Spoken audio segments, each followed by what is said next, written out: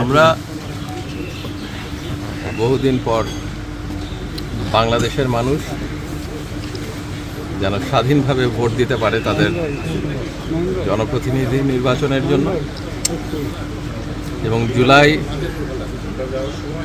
অভ্যুত্থানে রক্ত দিয়ে যে সনদ তৈরি হয়েছে সেই সনদের পক্ষে যেন জনমত ভোট দিতে পারে, সেই লক্ষ্যে আমরা সেই ব্যাপারটা নিশ্চিত করার জন্য চেষ্টা করছি। গণভোটে জুলাই সনদের পক্ষে যেন হ্যাঁ ভোট আসে, সেজন্য সবাইকে আহ্বান জানাচ্ছি যেন কখনোই আর ফ্যাসিবাদ, পতিত স্বৈরাচার ফ্যাসিবাদ কখনোই ফেরত না আসে বাংলাদেশে। তন্ত্র যারা করছে তারা মূলত পালিয়ে যাওয়া লোকরা এবং তাদের সঙ্গে দুর্বৃত্তরা করছে। বাংলাদেশের জনগণ রক্ত দিয়ে যে ধারা প্রতিষ্ঠা করেছে অন্যায় অবিচারের বিরুদ্ধে, সেই ধারা সমস্ত ষড়যন্ত্রকে প্রতিহত করে।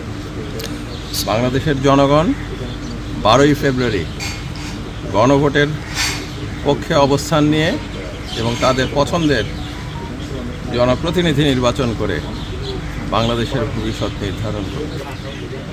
শুধু পাহাড়ে না, সারা বাংলাদেশেই ডেভেলপমেন্টের নামে যে ব্যাপক দুর্নীতি হয়েছে, লুটপাট হয়েছে, তা গণঅভ্যুত্থানের পরে গণঅভ্যুত্থানের সরকার উদ্যোগ নিয়েছে বন্ধ করার এবং কাজগুলি এগিয়ে নিয়ে যাওয়ার।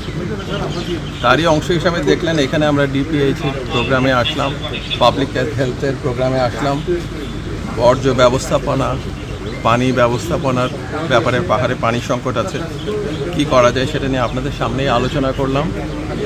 এই কাজ এগিয়ে যাবে এবং ইনশাল্লাহ যারা নির্বাচিত হবেন তারা এই ধারাবাহিকতা বজায় রাখবেন।